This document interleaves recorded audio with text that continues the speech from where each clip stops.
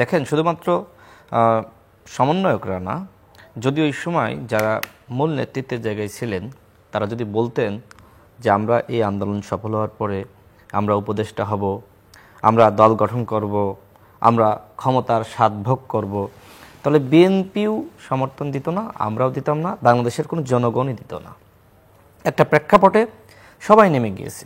সেই প্রেক্ষাপটটা কি? দীর্ঘ 14-15 বছর ধরে আওয়ামী লীগের দমনপীড়ন, গুম, খুন, নির্যাতন, সর্বশেষ 2018 সালের কোটা সংস্কার আন্দোলনকে কেন্দ্র করে 24 সালে আবার কোটা সংস্কার আন্দোলন এবং সেখান থেকে গণ অভ্যুত্থান। এই যে কোটা সংস্কার আন্দোলন যখন চলছিল 8 দফা বা 9 দফা বা যে দফার দাবিতেই হোক না কেন, শেখ হাসিনা নির্বিচারে গুলি করে মানুষ হত্যা শুরু করেছিল। মূলত আন্দোলনটা শুরু হয় হত্যার প্রতিবাদে, যে আর কোনো মায়ের বুক খালি হোক, আর কোনো বাবার সন্তান হত্যাকাণ্ডের শিকার হোক, আর কোনো আপনার মানে কেউ স্বামীহারা হোক, এগুলো আসলে কেউ আর চায়নি। এই রক্ত মানুষকে ব্যাপকভাবে মানে মানে শেখ হাসিনার বিরুদ্ধে ক্ষোভ বাড়িয়ে দিয়েছে। এই যে মানুষের হত্যাকাণ্ড, এগুলো আসলে মানুষের ভিতরে ব্যাপকভাবে ক্ষোভ তৈরি করেছে এবং সেই ক্ষোভের বহিঃপ্রকাশে মানুষ রাজপথে নেমেছে, প্রতিবাদ করেছে। একটা পর্যায়ে শেখ হাসিনার পতন হয়েছে। শেখ হাসিনার পতন কিন্তু শুধুমাত্র এনসিপির যে কয়েকজন নেতা তারা করেনি, এর সাথে বিএনপি বলেন, জামাত বলেন, গণ অধিকার পরিষদ, বাংলাদেশের প্রত্যেকটা মধ্যপন্থী দল, ইসলামিক দল, বাম প্রগতিশীল সবাই নেমেছে। আর শুধু কি রাজনীতিবিদরা না, এর সাথে সামাজিক শক্তি, সাংস্কৃতিক শক্তি, সাংবাদিক শক্তি, আইনজীবী শক্তি, বাংলাদেশের প্রত্যেকটা জায়গা থেকে, অবশ্যই প্রত্যেকটা জায়গা থেকে প্রত্যেকটা শ্রেণী পেশার মানুষ নেমেছে। সাধারণ শিক্ষার্থীরা, সাধারণ মানুষ সবাই নেমেছে। অর্থাৎ একটি গণ অভ্যুত্থানের যে চিত্র থাকা উচিত, যে উপাদান থাকা উচিত, আমরা প্রত্যেকটা জিনিস দেখেছি। ওই সময় যদি তারা বলতো, মানে যখন এক দফার ঘোষণা দিচ্ছে, ওই এক দফার ঘোষণার সাথে সাথে যদি লিখতো যে সরকার ও শাসন ব্যবস্থার পরিবর্তন এবং আমাদের ক্ষমতায়ন, কেউ কি রাজপথে নামতো? শুধুমাত্র এই শেষ শব্দটা, এইটা শুনে বিএনপি সমর্থন দিত না, আমরা দিতাম না, কেউ দিতাম না। তো যাই হোক, সরকারের পতন যখন হয়ে গেছে, আমাদের দুজন ছাত্র উপদেষ্টা তারা মনে করেছে যে তাদের উপদেষ্টা হওয়া দরকার। ওই সময় আসলে একটি বাগড়া দিবে, ঝামেলা তৈরি হবে, কেউ করেনি, সবাই মেনে নিয়েছে। পরবর্তীতে চালাকি করে আরেকজন উপদেষ্টা বানানো হলো, একজনকে প্রধান উপদেষ্টার বিশেষ সহকারী, শুরুতে চালাকি করে তাকে আবার উপদেষ্টা বানানো হলো। তো যাই হোক, তারা চালাকি করে 3 জন উপদেষ্টা হয়েছিল। যদি মানুষ জানতো যে একজন বিশেষ সহকারী হবে, একজন পদত্যাগ করবে, একটি দল গঠন করবে, সেটা কি পুরোপুরি চালাকির রাজনীতি বলা যাবে? অবশ্যই এটা চালাকির রাজনীতি, প্রতারণার রাজনীতিও বলা যায়। কারণ আপনি তো ওই সময় বলেন নাই যে আপনি উপদেষ্টা হবেন, আপনি তো বলেন নাই যে আপনি ক্ষমতায় যাবেন, আপনি তো বলেন নাই যে পুরো উপদেষ্টা পরিষদ আপনি তৈরি করবেন। এই যে বর্তমানে যে উপদেষ্টা পরিষদ আছে, এই উপদেষ্টা পরিষদ না বিএনপির, না গণ অধিকার পরিষদের, না জামাতের, এই উপদেষ্টা পরিষদ একমাত্র এনসিপির। এবং প্রধান উপদেষ্টা নিজেই স্বীকার করেছেন যে ছাত্ররা আমার নিয়োগকর্তা। সেই ছাত্ররা কারা? আসিফ, নাহিদ, মাহফুজ আলম, বৈষম্য বিরোধী যারা শীর্ষ নেতৃত্বের জায়গায় ছিলেন, যারা পরবর্তীতে এনসিপি গঠন করেছেন, তারা। সুতরাং এই সরকার এনসিপির সরকার, এটি স্বীকার করতে হবে। অনেকে তাদেরকে কিংস পার্টি বলে, কিন্তু আমরা কিংস পার্টি বলছি না। আমরা যেটি বলছি সেটি হলো যে একটি গণ অভ্যুত্থানের সরকার এবং সামনে থেকে যারা নেতৃত্ব দিয়েছে তারা ওই সরকারের সাথে সংশ্লিষ্ট। কিন্তু যখন তারা দল গঠন করলো তখন তাদেরকে অনেকে কিংস পার্টি বলছে।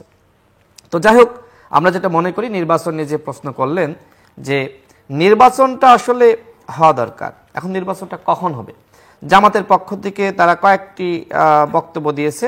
একবার জামাতের আমির বললেন যে আপনার রমজানের আগেই, আগামী রমজানের আগে, মানে ফেব্রুয়ারির শুরুতে। বিএনপির পক্ষ থেকে বা আমরা যারা যুগপৎ আন্দোলন করেছি, আমরা শুরু থেকে বলছি যে ডিসেম্বরের মধ্যে ইলেকশন হওয়া দরকার। এবং সরকার বলছে যে ডিসেম্বর অথবা জুনে তারা ইলেকশন করবে। দেখেন, বাংলাদেশের বাস্তবতায় কোনোভাবেই জুনে ইলেকশন হয় না। ওই সময় ঝড় তুফান, কালবৈশাখী, ওই সময় আসলে মানুষকে ভোট কেন্দ্রে যাবে না। তার মানে কি? তার মানে ইলেকশন হওয়ার সব থেকে উপযুক্ত সময় হলো ডিসেম্বর। আর এটিও আমাদের মাথায় রাখা দরকার যে আমরা একবার বিজয় হয়েছি 71-এ, আবার দ্বিতীয় বিজয়ী হয়েছি আমরা এই 24-এ। আমার কাছে যেটি মনে হয় যে সব থেকে ভালো হতো যদি আগস্টে সরকার নির্বাচন করতে পারত। 1 আগস্ট, 5 আগস্ট, পরের বছরের 5 আগস্ট, যেহেতু করলো না, সেহেতু আমার কাছে মনে হয় যে অবশ্যই ডিসেম্বরে আমাদের বিজয়ের মাসে আরেকটা বিজয় নির্বাচনের মাধ্যমে আন্তর্জাতিক বিশ্বকে দেখানো যে আমরা এমন একটি নির্বাচন করেছি, এই নির্বাচন আন্তর্জাতিক মানে আমাদের গণতান্ত্রিক প্রক্রিয়াটি উত্তরণ ঘটে। এক্স্যাক্টলি। তো এই নির্বাচনটা যদি সরকার ডিসেম্বরে করে, সরকারের জন্য ভালো হবে।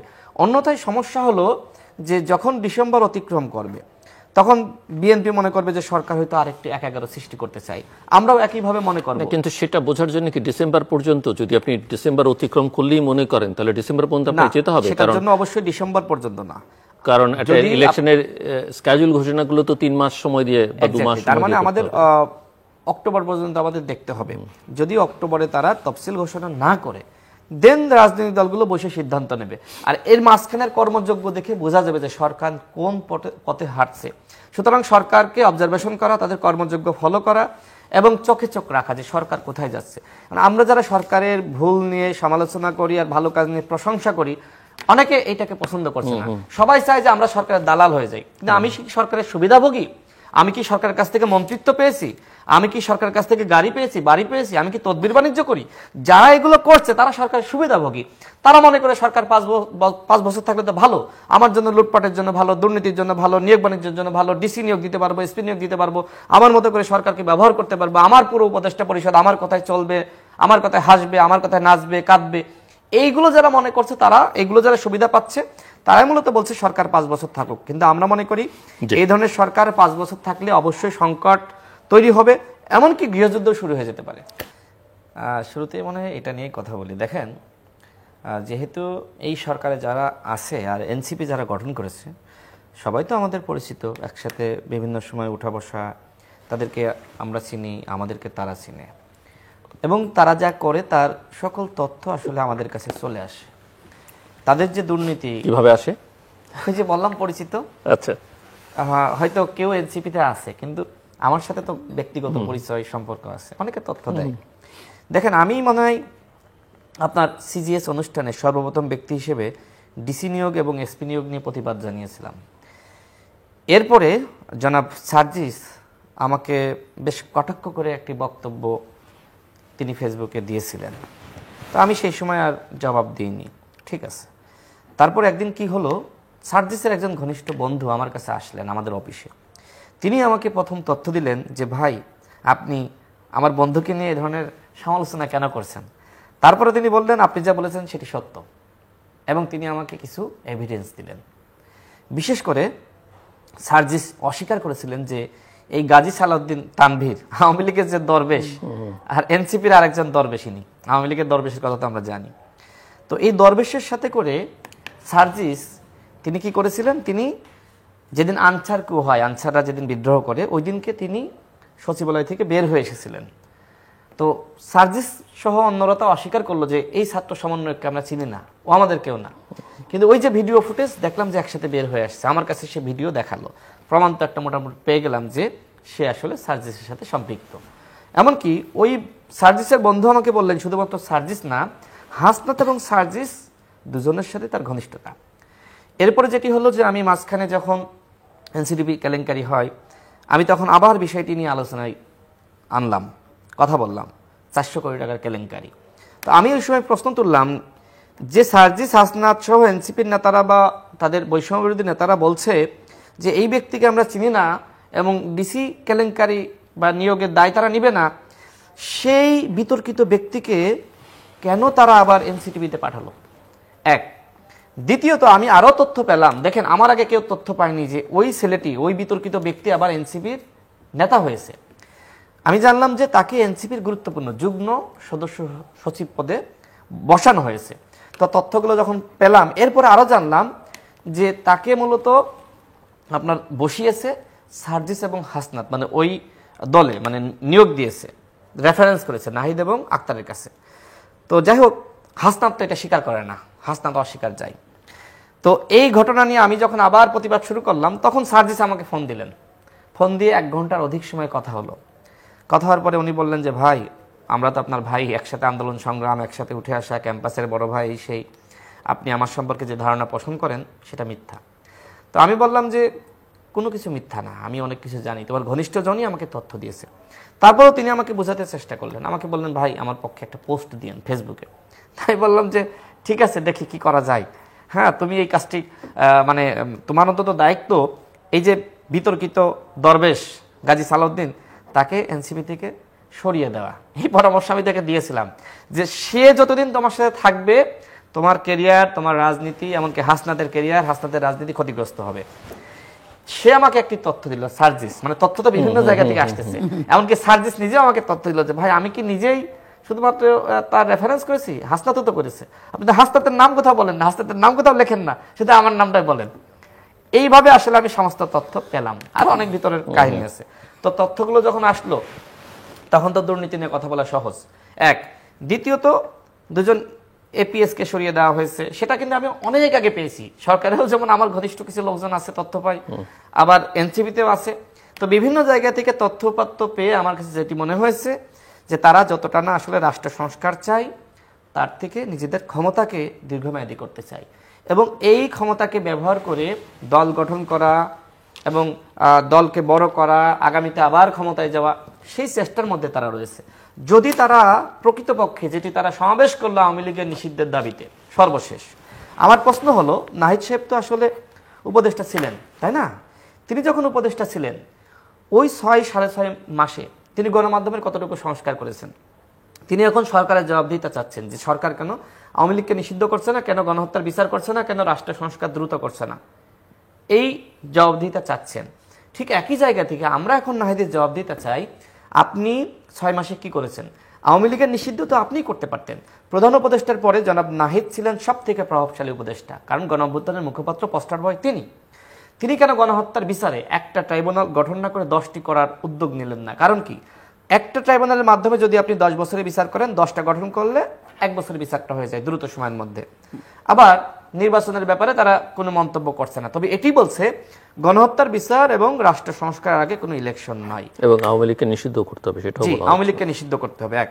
আওয়ামী লীগকে নিষিদ্ধের আগে কোনো ইলেকশন নাই। দেখেন, আমি যতদূর জানি যে সরকারের উপদেষ্টারা, বিশেষ করে আমেরিকা, ইউরোপ বা ওই আমেরিকা ইউরোপের বিভিন্ন যে বুদ্ধিভিত্তিক সংগঠনগুলো রয়েছে, তাদের সাথে যারা ঘনিষ্ঠ, বা জাতিসংঘের সাথে, তাদেরকে আন্তর্জাতিক কমিউনিটি বলেছে যে আওয়ামী লীগকে নিষিদ্ধ করার প্রয়োজন নেই, ভোটে এনে হারিয়ে দেন। প্রধান উপদেষ্টাকে এই কথা বলেছে আন্তর্জাতিক কমিউনিটি, হারিয়ে দিতে হবে না, আওয়ামী লীগ তো এমনিতেই সেটাই। এমনকি আমরা যেহেতু রাজনীতি করি, আমাদের সাথে সবার বৈঠক হয়, সবাই বুঝতে পারে যে এই কারণে প্রধান উপদেষ্টা এই ইলেকশনে তাদের ফলাফলকে সেটা সবাই বোঝে। জি, এই কারণে প্রধান উপদেষ্টার এখন সুর বদলে গেছে। তিনি আর আওয়ামী লীগের মানে শাস্তি দেওয়া বলেন, নিষিদ্ধ করা বলেন, বা গণহত্যার বিচার বলেন, এর থেকে তিনি রাষ্ট্র সংস্কারে বেশি জোর দিচ্ছেন। আপনি খেয়াল করবেন, তিনি রাষ্ট্র সংস্কারে বেশি জোর দিচ্ছেন, এবং এনসিপি যে কথাগুলো বলছে সেই কথাগুলোতে তিনি বেশি জোর দিচ্ছেন যেহেতু। এবং একই সাথে আওয়ামী লীগ নির্বাচনে যেতে পারবে কি পারবে না, আওয়ামী লীগের দলীয় সিদ্ধান্ত, এটা কিন্তু শুধুমাত্র প্রধান উপদেষ্টার কথা না, এই কথা বিদেশিদের কথা এখন প্রধান উপদেষ্টা বলছেন। যেহেতু প্রধান উপদেষ্টা তিনি নোবেল পেয়েছেন, এই নোবেল তো আর বাংলাদেশের কেউ তাকে এনে দেয়নি, তাকে আমেরিকা, ইউরোপের লোকজনই তো এনে দিয়েছে, তাদের প্রতি তার কৃতজ্ঞতা আছে। সুতরাং তারা যেহেতু আওয়ামী লীগের নিষিদ্ধ চায় না, প্রধান উপদেষ্টা চায় না, এনসিপি যতই আন্দোলন ফালাক না কেন, তারা কোনোভাবেই প্রধান উপদেষ্টার মাধ্যমে আওয়ামী লীগকে নিষিদ্ধ করাতে পারবে না। আর যদি নিষিদ্ধ করাতে চাই, একটা উপায় আছে, রাজনৈতিক ঐক্যমতের ভিত্তিতে আওয়ামী লীগের ব্যাপারে সিদ্ধান্ত নেওয়া। সেই ঐক্যমত তৈরি করার দায়িত্ব কার? প্রধান উপদেষ্টার। তিনি যদি আগামীকাল শুধুমাত্র আওয়ামী লীগের নিষিদ্ধের দাবিতে, স্পেসিফিক এই দাবিতে একটি জাতীয় সংলাপ ডাকেন যে আওয়ামী লীগকে নিষিদ্ধ করা হবে কি হবে না, আপনাদের মতামত চাই, একটি জাতীয় সংলাপের আহ্বান করা হলো, আগামীকালে আওয়ামী লীগ নিষিদ্ধ হবে। কিন্তু তিনি কেন জাতীয় সংলাপের আহ্বান করছেন না? কেন এই এনসিপি আওয়ামী লীগের নিষিদ্ধের দায় বা গণহত্যার বিচার যে ত্বরান্বিত হচ্ছে না, এই দায় কেন সরকারকে না দিয়ে বিএনপিকে দিচ্ছে, কোন রাজনৈতিক দলগুলোকে দিচ্ছে? কারণটা কি? কারণ তারা এটি বোঝাতে চায় যে বিএনপি নিষিদ্ধ চায় না, তাই আমরা চাই না। প্রধান উপদেষ্টা নিজে বলে দিয়েছেন। আমি গতকাল জনাব তারেক রহমান সাহেবের বক্তব্য আমি লক্ষ্য করলাম প্রথম আলোতে। তিনি বলেছেন যে আমরা সরকারের কাছে জানতে চাই যে গণহত্যা আওয়ামী লীগ চালিয়েছে, এতগুলো মানুষকে শহীদ করেছে, নির্মম নির্যাতন করেছে, গত 8 মাসে আওয়ামী লীগকে রাজনীতি থেকে অপ্রাসঙ্গিক করার ব্যাপারে সরকার কি উদ্যোগ নিয়েছে? এখন আওয়ামী লীগকে রাজনীতিতে অপ্রাসঙ্গিক করার অর্থ কি? নিষিদ্ধ করা, এক। দ্বিতীয়ত জনাব মির্জা ফখরুল ইসলাম আলমগীর সাহেব কি বলেছিলেন? তিনি বলেছিলেন যে আমাদের বিরুদ্ধে প্রপাগান্ডা ছড়ানো হচ্ছে, আওয়ামী লীগকে নিষিদ্ধ করা হোক, বিএনপি চায় না, এই কথাটি সত্য নয়, এইভাবে বলেছিলেন। তার মানে, এবং মির্জা ফখরুল এবং আপনার রিজভী সাহেব কিন্তু স্পষ্টভাবে বলেছেন কয়েকবার আওয়ামী লীগের গণহত্যার বিচারের কথা, আপনার দল হিসেবে তার বিচার করা। এমনকি বিএনপি নেতা বা স্থায়ী কমিটির সদস্য জনাব সালাউদ্দিন আহমেদ তিনি কি বলেছেন?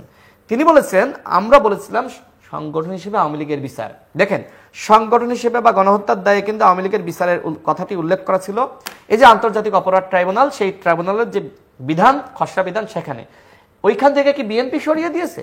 আমরা দিয়েছি।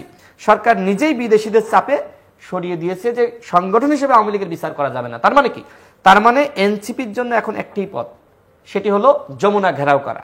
যমুনা ঘেরাও করে সরকারকে বলা যে আগামী 1 সপ্তাহের মধ্যে বা আগামী 24 ঘন্টার মধ্যে বা 48 ঘন্টার মধ্যে তোমরা আওয়ামী লীগকে নিষিদ্ধ করো, তোমরাই দায়ী, তোমরাই আওয়ামী লীগের পুনর্বাসন করছো। আমার জানা মতে, আমি একটা কথা বলে শেষ করব, দেখেন আমার জেলা ঝিনাইদহ সদরের যিনি আওয়ামী লীগের এমপি ছিলেন, তার জামিন করিয়েছে একজন উপদেষ্টা। হাইকোর্ট থেকে জামিন পেত না, হাইকোর্টের হয়তো রাষ্ট্রপক্ষের আইনজীবীরা বাধা দিত, এই জন্য নিম্ন আদালতে প্রভাব খাটিয়ে জামিন করিয়েছে। এক। দ্বিতীয়ত হলো আপনার সাবের এবং মান্নান সাহেবের কথা আমরা জানি, তারা কতটুকু অপরাধী নিরপরাধী সেটা পরের কথা। তাদেরকে জামিন দিলে আদালত দিবে, সেটা পরের বিষয়, সেটা নিয়ে আমার প্রশ্ন নাই। কিন্তু তাদেরকে জামিন করিয়েছে আদালতে হস্তক্ষেপ করে 2 জন উপদেষ্টা। আমি একাধিক টকশোতে একাধিক প্রোগ্রামে সেই উপদেষ্টাদের আমি নাম বলেছি। তার মানে ওই যে রিফাইন্ড আওয়ামী লীগের কথা আসছে, বিএনপিকে বলা হচ্ছে, গতকালও দেখলাম তাদের প্রত্যেকের বক্তব্য ছিল একটি দল আওয়ামী লীগকে ফিরিয়ে আনতে চাই, কিন্তু রিফাইন্ড আওয়ামী লীগ ফিরিয়ে আনতে চায় তাদের নিয়োজিত উপদেষ্টা পরিষদ, তাদের নিয়োজিত সরকার, সেই তথ্য আমার কাছে রয়েছে, আমি একাধিকবার বলেছি। এবং সেই উপদেষ্টারা এই বিষয়ে বেশ মনক্ষুণ্ণ, আমাদের বিভিন্ন জনের কাছে কিন্তু সেই বিষয়ে তারা বলেছে, অভিযোগ অনুযোগও দিয়েছে। তো একদিকে সরকার আওয়ামী লীগের পুনর্বাসন করছে, সরকার আওয়ামী লীগকে নিষিদ্ধ করছে না, অন্যদিকে দায় চাপানো হচ্ছে রাজনৈতিক দলগুলোকে। এই যে দলগুলোর সাথে ব্লেম গেম খেলছে, এই জন্যই জনাব তারেক রহমান সাহেব কালকে বেশ চমৎকার বক্তব্য দিয়েছেন যে এখন আমি এটি বলে শেষ করছি যে নির্বাচন নিয়ে কথা বললে মনে হচ্ছে যে আমরা অপরাধ করছি। দেখেন, একটি রাষ্ট্রের জন্য কি নির্বাচন গুরুত্বপূর্ণ না? আপনি এই যে এত সংস্কার করতে চান কিসের জন্য? একমাত্র নির্বাচনের জন্য। নির্বাচন যদি অবাধ, সুষ্ঠু, নিরপেক্ষ নির্বাচন বাংলাদেশে হয়, সেই ব্যবস্থা যদি থাকে, তাহলে কোনো ফ্যাসিবাদের পয়দা হয় না। শুধুমাত্র এই 14-15 বছর কোনো ইলেকশন ছিল না, এই কারণে হাসিনার জন্ম হয়েছে। সুতরাং আপনারা যদি ইলেকশন বাদ রেখে যে কোনো সংস্কার করতে চান, সেই সংস্কার আর একটি হাসিনার জন্ম দিবে। সুলতানা।